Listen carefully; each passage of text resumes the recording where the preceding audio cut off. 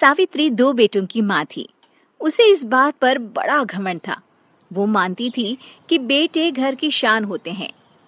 ये ले सावित्री, मिठाई खा, मेरे यहाँ पोती पैदा हुई है। ये सुनते ही सावित्री मुंह बना के कहती है, अरे तू तो लुट गई, बर्बाद हो गई, तेरे यहाँ लड़की पैदा हो गई। अरे तू ऐसा क्यों कह रही है? मैं तो बहुत खुश हूँ। अरे जब तेरी पोती के पीछे तुझे खर्चे पर खर्चे करने पड़ेंगे ना, तब ये तेरी सारी खुशी गम में बदल जाएगी। पहले लड़की की पढ़ाई लिखाई का खर्चा, फिर उसकी शादी का खर्चा। अरे आजकल की शादियाँ कितनी महंगी हो गई है। गहने बनाओ, लाखों रुपए पानी की तरह बह जाते हैं। लड़कियां तो सिर्फ खर्चा करवाने के लिए ही पैदा होती हैं। इस तरह लड़कियों के प्रति अपने विचार व्यक्त करते हुए सावित्री ममता को लंबा चौड़ा भाषण देके चली जाती है। अब तो आप लोग इस कहानी में सावित्री देवी का पात्र अच्छी तरह समझ ही गए होंगे। कुछ समय बाद सावित्री की बड़ी बहू भी एक लड़की को जन्म देती है। फिर क्या था, सावित्री पूरा आसमान सर पर उठा लेती है। हे भगवान, ये तू मुझसे किस जन्म का बदला ले रहा है? अरे मैं तो मंदिर में रोज आकर तुझसे कहती तो थी कि मुझे एक पोता चाहिए, और तूने मुझे पोती दे दी। इतनी मिठाइयाँ और प्रसाद चढ़ाने का क्या फायदा हुआ? तभी सावित्री की बहू निशा कहती है, क्या माँ जी, आप भी इतनी सी बात पर नाराज हो गई हैं? देखिए तो आपकी पोती कितनी सुंदर है, बिल्कुल आप पर गई है। अरे चुप कर, तुझे 9 महीने इतने महंगे महंगे काजू बादाम फल फ्रूट खिलाने का फायदा क्या हुआ? मेरे तो सारे पैसे बर्बाद हो गए। ये सुन सावित्री का बड़ा बेटा अजय कहता है, माँ, तुम सिर्फ नाम के लिए 2020 में रहती हो। असल में तुम्हारा दिमाग सैकड़ों साल पुरानी सोच रखता है। आज के जमाने में लड़का और लड़की में कौन फर्क करता है? मैं तो बहुत खुश हूँ कि भगवान ने मुझे लक्ष्मी के रूप में बेटी दी है। लेकिन सावित्री पर अजय की बातों का कोई असर नहीं होता। नालायक, अपनी पत्नी की जबान बोल रहा है। मेरा बड़ा बेटा तो हाथ से गया। लेकिन सावित्री देवी हार मानने वाली नहीं थी। वो पोते की चाह में अपने छोटे बेटे विजय की शादी करवा देती है। कुछ समय बाद आखिरकार वो दिन आ ही जाता है जब सावित्री की छोटी बहू गर्भवती हो जाती है। सावित्री इतनी खुश हो जाती है कि वो बच्चे के जन्म से पहले ही सारे मोहल्ले में ढिंढोरा पीटने लगती है। ये क्या सावित्री, तू तो पोते के जन्म से पहले ही मिठाई बांट रही है।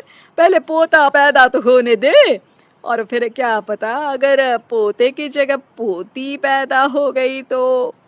ये सुन सावित्री चिढ़ जाती है। अरे अपनी काली जबान मत चला। मेरी मिठाई खा के मेरा ही बुरा सोच रही है।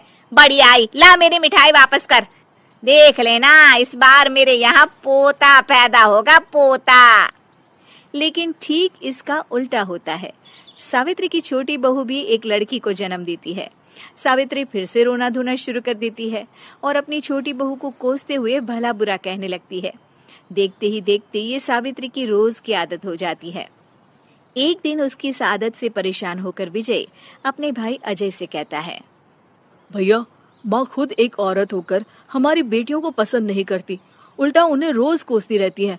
मुझे माँ की यह आदत बिल्कुल पसंद नहीं आती।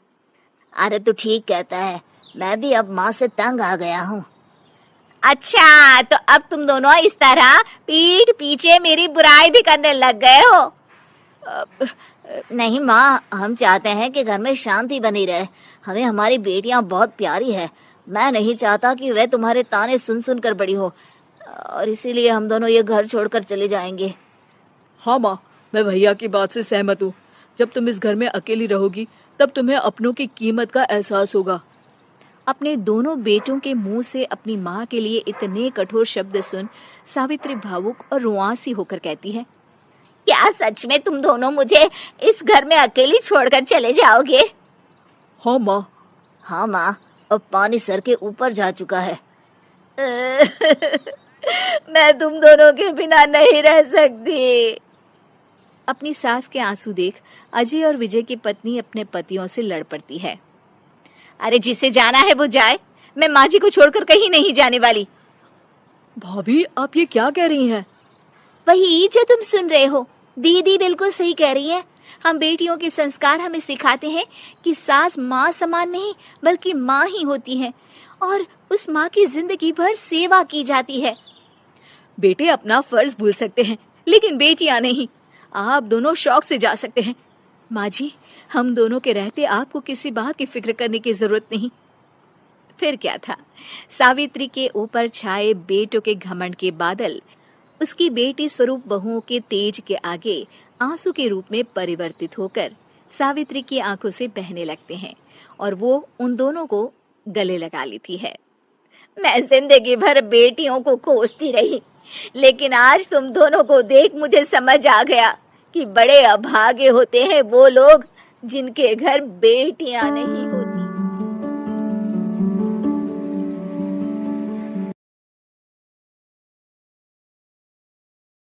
कंवारी ननद। अंजलि की उम्र लगभग 30 साल हो चुकी थी। वो एक स्कूल में टीचर की जॉब करती थी। अंजलि के घर में उसकी माँ के अलावा उसका छोटा भाई और भाभी भी रहा करते थे। 30 साल की उम्र होने के बाद भी अंजलि की अब तक शादी नहीं हुई थी। इस बात को लेकर अंजलि की माँ रुक्मिणी देवी काफी परेशान रहा करती थी। माँ, मैं स्कूल जा रही हूँ, जरा मेरा टिफिन तो दे दीजिए। अब क्या पूरी जिंदगी मैं तुझे टिफिन बनाकर देती रहूंगी? अरे कुछ सोचा भी अपने बारे में या बस ऐसे ही? क्या माँ, सुबह सुबह फिर वही बातें लेकर बैठ गई। माँ गलत क्या कह रही है अंजलि दीदी? इतनी उम्र हो चुकी है आपकी, माँ कब तक आपकी सेवा करती रहेंगी? भाभी, मैंने माँ को कब कहा कि मेरी सेवा करो? वैसे भी अपना टिफिन मैं खुद तैयार कर लेती हूँ, बस टेबल से उठाकर देने को ही तो कहा था। वैसे अंजलि दीदी, देखा जाए तो टिफिन उठाकर देने की उम्र तो आपकी है। आपका अपना घर परिवार बच्चे होते तो ये जिम्मेदारी आज आप पूरी कर रही होती। एक बात मेरी समझ में नहीं आती, अगर मेरी शादी नहीं हुई तो इसमें मेरी क्या गलती है और तुम सब लोग मेरे पीछे क्यों पड़े रहते हो? अरे कुछ कहना क्या पीछे पड़े रहना होता है? अपने छोटे भाई को देख, तुझसे 3 साल छोटा है लेकिन 2 बच्चे खेल रहे हैं आंगन में। मुझे आप लोगों की कोई बात नहीं सुननी, जा रही हूँ मैं। और आप में से किसी को मेरा कोई काम करने की जरूरत नहीं है, मैं खुद संभाल लूंगी। इतना कहकर अंजलि वहां से चली जाती है। शाम को जब अंजलि अपने स्कूल से लौटकर घर वापस आती है तो उसने देखा कि पड़ोस वाली निर्मला चाची वहां पर बैठी हुई थी। क्या बात है अंजलि बिटिया, नौकरी करके वापस आ गई? जी चाची जी, कैसी हैं आप? मैं तो ठीक हूँ बेटा, तुम बताओ शादी के बारे में कुछ सोचा या नहीं? अरे रहने दीजिए ना, इससे तो शादी की बात करना ही बेकार है। कुछ भी कहो तो गुस्सा करती है, बात बात पर आंखें दिखाती है। माँ, आप ऐसा क्यों कह रही हैं? मैंने कब आप पर गुस्सा किया? अरे अंजलि बेटा, तुम्हारी माँ ठीक ही तो कहती है। 30 की होने आई हो, अब तुम्हें भी शादी वादी कर लेनी चाहिए। चाची जी, आप तो ऐसे कह रही हैं जैसे शादी करने से मैंने मना किया हो। रहने दीजिए निर्मला चाची, हमारी अंजलि दीदी को अभी तक उनकी पसंद का दूल्हा नहीं मिला ना, इसीलिए वो शादी नहीं कर रही। भाभी, ऐसी कोई बात नहीं है। अरे तो फिर क्या बात है? तुम्हारी माँ ने तुम्हारे लिए इतने रिश्ते ढूंढे लेकिन तुम्हें कोई पसंद ही नहीं आता। क्या है ना चाची जी, हमारी ननद रानी नौकरी जो करती है ऐसे ही थोड़ी ना किसी को पसंद कर लेंगी। अरे भाई, नौकरी का घमंड है तो बात अलग है, कोई और बात हो तो बताओ, कोई रास्ता निकाला जाए। नहीं नहीं चाची जी, कोई बात नहीं है, बस मुझे अभी तक अपनी पसंद का कोई मिला नहीं है। सुन लिया आपने, इस लड़की के तो पर निकल आए हैं और इतनी उम्र में अपनी पसंद का कोई मिलेगा भी नहीं इसे। माँ, आप मेरी शादी को लेकर हमेशा मुझे ताने क्यों मारती रहती हैं? अपनी माँ की बातें तो ताने लगती है। ताने हैं? बताओ, मैंने कुछ गलत कहा क्या? देखो, ये सब छोड़ो, मेरी दूर की बुआ का बेटा है, उसकी अभी शादी नहीं हुई है, उम्र होगी कोई 34-35 साल। आप कहें तो बात आगे बढ़ाऊं? अरे हाँ हाँ, क्यों नहीं, ये भी कोई पूछने की बात है। अरे जल्दी से लड़के को यहाँ बुला लो। माँ, आप मुझसे पूछे बिना मेरी शादी की बात करने जा रही हैं और मेरी उम्र 30 भी पूरी नहीं हुई है। निर्मला चाची कह रही है कि वो लड़का 35 साल का है। अंजलि दीदी, आपको क्या लगता है इस उम्र में कोई फिल्म का हीरो आएगा आपके लिए? देखिए, अब पसंद और नापसंद की बात तो रहने दीजिए, पसंद करने की उम्र तो आपकी निकल चुकी। अब तो जो भी मिले उसी से शादी कर लीजिए, इसी में भलाई है। तेरी भाभी बिल्कुल ठीक कह रही है। अब जैसा रिश्ता मिले उसके लिए हाँ कर देना, ताकि हम भी गंगा नहाए। ठीक है, चलिए मैं उस लड़के को कहती हूँ, वो कल ही अंजलि को देखने आ जाएगा। अगले दिन निर्मला चाची के दूर का रिश्तेदार अंजलि को देखने उसके घर आता है। उसका नाम था अजय। अंजलि जी, तो आप नौकरी करती हैं, वो भी स्कूल में? जी हाँ, मैं स्कूल में टीचर हूँ। हमारी बेटी बहुत होशियार है। अरे पढ़ने लिखने में इतनी होशियार है, इसीलिए तो इसकी नौकरी लगी है स्कूल में। हाँ हाँ ठीक है आंटी जी, जरा मुझे भी तो बात करने दीजिए आपकी बेटी से। जी पूछिए ना, क्या पूछना चाहते हैं? अंजलि मैडम, ये तो बताइए कि आपने अभी तक शादी क्यों नहीं की? बस ऐसे ही, कहीं कोई रिश्ता पसंद नहीं आया इसलिए। लेकिन क्या मैं आपसे पूछ सकती हूँ कि आपने शादी क्यों नहीं की? अंजलि, क्या कर रही हो तुम? लड़कियों को इस तरह की बातें नहीं शोभा देती। रहने दीजिए आंटी जी, आपकी बेटी काफी पढ़ी लिखी है, मैं उनके सवाल का जवाब दे ही देता हूँ। वो क्या है ना, मुझे भी अभी तक अपनी पसंद की कोई लड़की नहीं मिली। अच्छा, कोई बात नहीं। वैसे आपकी तनख्वाह कितनी है? कितना कमा लेती हैं महीने का? जी यही कोई 25,000 महीने। बस 25,000? इतने से क्या होता है? इतने से तो आजकल घर भी नहीं चलता। आपके कहने का क्या मतलब है? अरे मैं तो ये सोच कर आया था कि नौकरी वाली लड़की है, आराम से 40,000 कमाती होगी। माफ कीजिएगा, आपका और मेरा रिश्ता नहीं हो सकता। जी कोई बात नहीं, मुझे भी आपके साथ शादी करने में कोई इंटरेस्ट नहीं है। अंजलि, किस तरह की बात कर रही हो?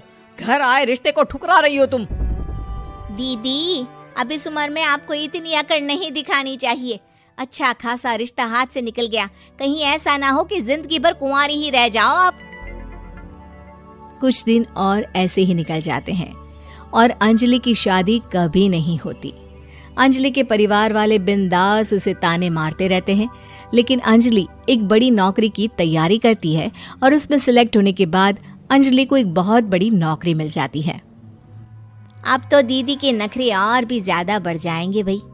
अब तो इतनी बड़ी नौकरी जो लगी है, अब इनकी शादी होने से रही। माँ, मुझे नौकरी के लिए दूसरे शहर जाना पड़ेगा। आप जानती हैं ये बहुत बड़ी जॉब है और इसमें पैसे भी बहुत ज्यादा मिलेंगे। अच्छा, कितने पैसे मिलेंगे बेटा? माँ, मुझे हर महीने 90,000 सैलरी मिलेगी। क्या? अरे वाह वाह, ये तो बहुत अच्छी बात है। लेकिन फायदा क्या? कितने भी पैसे मिले, शादी तो हुई नहीं ना तुम्हारी। अंजलि नौकरी करने के लिए दूसरे शहर में चली जाती है और जब कुछ महीनों के बाद वो वापस घर आती है तो उसे अपने पति के साथ देखकर उसके घर वाले हैरान रह जाते हैं। अरे अंजलि, तूने शादी कर ली और हमें बताया तक नहीं। और दामाद जी करते क्या है? इतनी बड़ी कार है उनकी। माँ, मैं आपको सब कुछ बताना चाहती थी, लेकिन आप सबके ताने सुनकर बहुत दुखी हो गई थी और इसलिए मैंने अपनी पसंद से शादी कर ली।